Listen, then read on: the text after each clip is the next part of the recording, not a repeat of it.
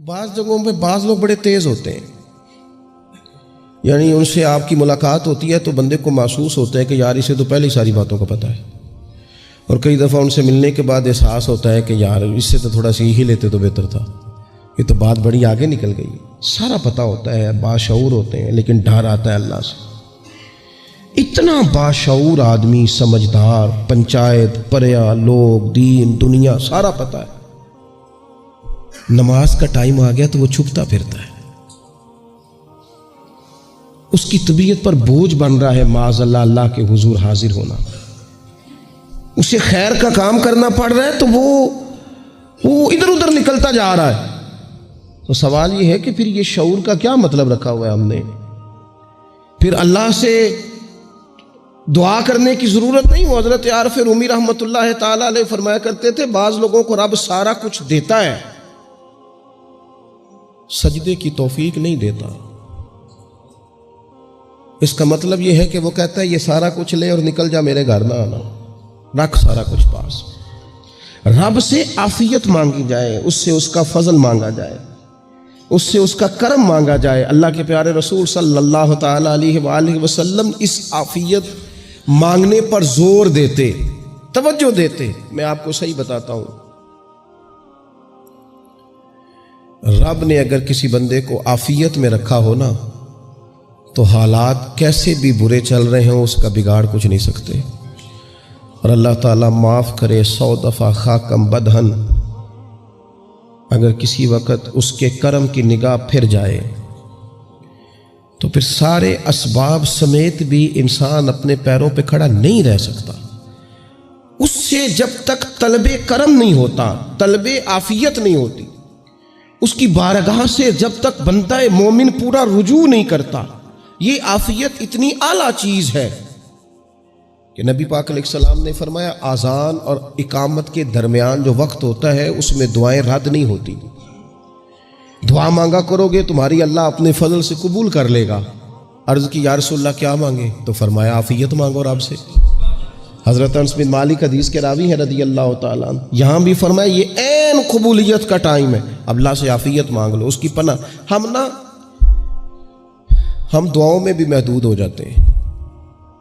رب دا طالب کوئی نہ ملیا، جو ملیا طالب زردہ ہو۔ جب عافیت، ایک بزرگ تھے ہر وقت اللہ سے عافیت مانگتے تھے، ہر وقت اللہ سے عافیت مانگتے تھے، ہر وقت عافیت مانگتے تھے۔ لوگوں نے پوچھا، لوگ ان کو صالح جانتے تھے، نیک سمجھتے تھے کہ حضور آپ اور کوئی دعا مانگتے نہیں، عافیت ہی مانگتے ہیں۔ فرمانے لگے میں مانگا کرتا تھا شروع میں، بعد میں خیال آیا ہے اور بھی دعائیں مانگا کرتا تھا، یہ احساس بعد میں نصیب ہوا۔ فرماتے میں مزدوری کرتا تھا، مال برداری کرتا تھا، ایک جگہ پہ ڈیوٹی کر رہا تھا تو تھک گیا، اور وہ جو کام لینے والے لوگ تھے ان کا رویہ بھی بڑا ترش تھا، تکلیف ہوئی۔ تو میں نے اپنے مالک کی بارگاہ میں عرض کی مالک اگر 2 روٹی بغیر مجھے مشقت کے مل جائے دن میں تو تیری بارگاہ تو بڑی کریم ہے۔ کہتے ہیں میں نے یہ دعا مانگ لی، ذرا میں تھوڑا آگے بڑھا تو 2 بندے آپس میں لڑ رہے تھے، میں ان کی صلح کرانے کے لیے، انہیں بچانے کے لیے آگے بڑھا تو میں جس کو چھڑا رہا تھا دوسرے نے میرے اوپر ضرب لگا دی، میرا بھی سر پھٹ گیا۔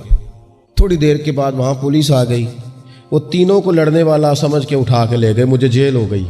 2 روٹیاں بغیر مشقت کے روز ملنی شروع ہو گئی۔ دعا مانگی تھی نا کہ یا اللہ 2 روٹیاں مل جائے نا بغیر مشقت کے، کہتے ہیں وہ 2 روٹیاں روز ملتی، کوئی کام نہیں کرنا پڑتا تھا، پر جیل ہو گئی۔ فرماتے ہیں میں بڑا پریشان تھا، روز روٹیاں پابندی سے آتی اور بہترین آتی، کھانا ملتا۔ پھر کچھ عرصے کے بعد میں نے سوچا کہ یار یہ دعا تو قبول ہو گئی نا تیری، اب تو اگر اس پر کوئی الگ بات کرے گا تو وہ تو غلط کرے گا۔ کہتے پھر خود ہی میرے دل میں اللہ نے بات ڈالی اور میں نے عرض کی مالک 2 روٹیاں نہیں، مجھے تو عافیت چاہیے، مجھے تو عافیت دے، میرے اوپر تو کرم فرما، تو نظر رحمت کر، جے ایک قطرہ بخشے مینوں، جے ایک قطرہ بخشے مینوں تے کام بن جاندا ہی میرا، مہربانی کر عافیت عطا کر۔ فرماتے پھر خدا نے کرم کیا، کہاں سے اسباب بنے میرے جیل سے چھوٹنے کے، کون کون میرے ضمانتی بنے اللہ ہی جانتا ہے۔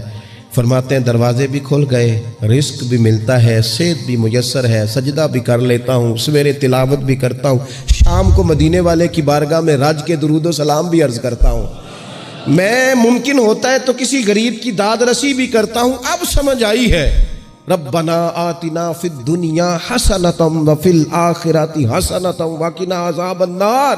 اب سمجھ آئی ہے رب سے جب بھی مانگنا ہے عافیت ہی مانگنی ہے, اس سے کرم مانگ. ہم نے محدود دعائیں رکھی ہوئی ہیں, محدود. وہ جی فلانا کام میرا ہو جائے تو بھئی وہ ایک ہو گیا, اس کے بعد پھر نئی ٹینشن بن جائے گی. نہیں, میں جی بچوں کی شادی کر لوں جی پھر میں فارغ ہوں. آپ شادی کر کے دیکھیں, لاگو پتہ جائے گا کیسے فارغ ہوتے ہیں. آپ یہاں رکتے کیوں ہیں؟ آپ خدا سے عافیت کیوں نہیں طلب کرتے؟ اس کی بارگاہ سے وہ کیوں نہیں مانگتے کہ جو ایک قطرہ ملے تو دنیا اور آخرت کے سارے کام ہو جائے؟ اس سے اس کی رحمت کا سوال کرے, اس سے اس کے کرم کا سوال کرے. اللہ کی بارگاہ میں بھی حاضر ہونا اور جچی تلی اور جناب ناپ تول کر اور محدود چیزوں کا سوال کرنا, مالک سے مانگیں. اور وہ جب دیتا ہے تو دیتا بھی بے حساب ہی ہے. وہ جب عطا کرتا ہے تو کرم کے دروازے کھول کے عطا کرتا ہے, ورنہ تو ایک الجھن سے انسان نکلتا ہے دوسری میں الجھ جاتا ہے. ایک گتھی کو سلجھاتا ہے. پھر اقبال رو پڑے تھے, کہنے لگے میں عقل کی گتھیاں سلجھا چکا ہوں, یا رب مجھے صاحب جنوں کر دے. اللہ یہ بڑا میں نے ہیر پھیر دیکھ لیا, مجھے دیوانہ بنا.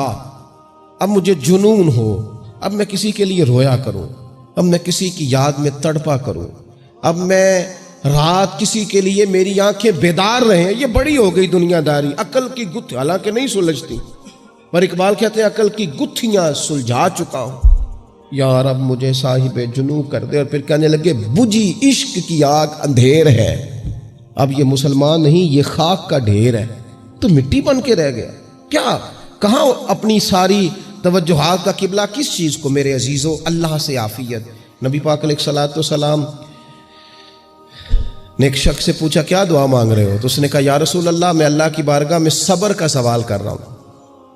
تو حضور فرمانے لگے صبر تو مصیبت پر ہوتا ہے. یا رسول اللہ پھر کیا مانگوں؟ آپ ان جملوں اور لفظوں کی گہرائی کو سمجھیں. صبر کے لیے تو پہلے مصیبت آئے گی, پھر صبر آئے گا. تو یا رسول اللہ کیا مانگوں؟ فرمایا تو رب سے عافیت مانگ. مانا کیا ہے؟ مصیبت آئے کیوں؟ اللہ تجھے اپنی حفاظت کے حصار میں لے لے. وہ وقت ہی کیوں آئے کہ جب تیری طبیعت الجھ جائے, جب تو پریشان ہو جائے, جب تو تو اللہ سے عافیت مانگنا.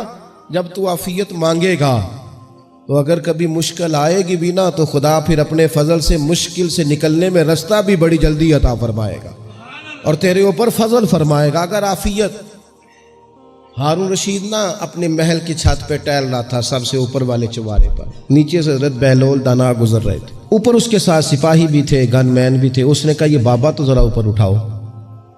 انہوں نے ایک ڈولی, ایک ٹوکری سمجھ لیں, اس کو رسیاں باندھ کے نیچے پھینکا. نیچے جو سپاہی تھے ان کو کہا کہ یہ بابا جی کو پکڑ کے اس میں بٹھاؤ. انہوں نے جبرن تھاما بابا جی کو, اس میں ڈالا, اوپر والوں نے کھینچ لیا. 2-3 منٹ لگے. ہارون رشید کے سامنے حضرت بہلول دانا پہنچ گئے تو تھوڑے ناراض بھی ہوئے کہ یہ کوئی طریقہ تو نہیں نا بلانے کا. ملاقات ہوئی تو کہا کیوں بلایا؟ کہنے لگا ایک مسئلہ پوچھنا تھا. فرمانے لگے بادشاہ ہے نا, تیرے مسئلے پوچھنے کا بھی اپنا ہی انداز ہے, پوچھ مسئلہ. کہنے لگا بابا پوچھنا تھا کہ آپ اللہ تک کیسے پہنچے؟ حضرت بہلول دانا چپ کر گئے. 2-4 منٹ کے بعد کہنے لگے جس طرح ابھی زمین سے تیرے تک نہیں پہنچا, بالکل اسی طرح ہی پہنچ گیا ہوں رب کریم کی بارگاہ تک. اور وہ بھی جو اس نے کرم فرمایا ہے, ورنہ میں تو نہیں سمجھتا کہ میں پہنچ گیا, وہ بھی اگر تیری خوش گمانی ہے. ہارون رشید کہنے لگا مجھے سمجھ نہیں آئی. فرمانے لگے تو بادشاہ جو ہے اتنی جلدی کیسے سمجھ میں آئے گی تجھے بات؟ فرمانے لگے اگر میں تجھ سے ملنا چاہتا نا تو میں ایک درخواست لکھتا, پھر کسی وزیر سے سفارشی سائن کراتا, پھر وہ جمع کراتا, پھر مجھے ٹائم ملتا کہ فلاں دن فلاں تاریخ فلاں ٹائم آ جانا, پھر آ کے میں لائن میں لگتا. پھر بھی تو بادشاہ ہے, تیرا موڈ بنتا ملنے کا کہ نہ بنتا. جب میں چاہتا تو پتہ نہیں کتنا ٹائم لگ جاتا, جب تو نے چاہا ہے نا تو 1 منٹ بھی نہیں لگا. فرمانے لگے میں نے دعویٰ ہی نہیں کیا کہ میں جد و جہد کر کے پہنچوں گا, میں نے تو رب کی بارگاہ میں عاجزی کی ہے, پھر رب نے ہی کرم فرمایا ہے, اسی نے مہربانی کی ہے. مانا کہ محبت کے سفر میں ہر گام پہ 100 مشکل ہے, لیکن یہ سفر آسان بھی ہے. گر ساتھ تمہارا ہو جائے, اس کے کرم کا ساتھ رہا ہے, اس سے عافیت مانگی ہے, اپنے آپ کو اس کے سپرد کیا ہے تو اس نے کرم کر دیا. جب تک یہ مزاج نہیں ہم بناتے کہ مالک سے عافیت کا سوال کریں, اپنے آپ کو اپنے رب کے حوالے کر دیں، اس کی رحمتوں کے سپرد کر دیں، اتنی دیر تک زندگی میں ٹھہراؤ نہیں آتا، قرار نہیں آتا۔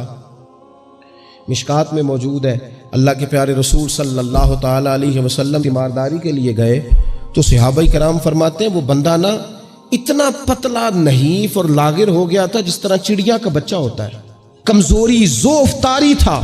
تو محبوب کریم نے اسے دیکھا تو بڑے کریمانہ انداز میں کریم فرمانے لگے، تو کوئی دعا نہیں مانگتا، تو عافیت نہیں مانگتا اللہ سے؟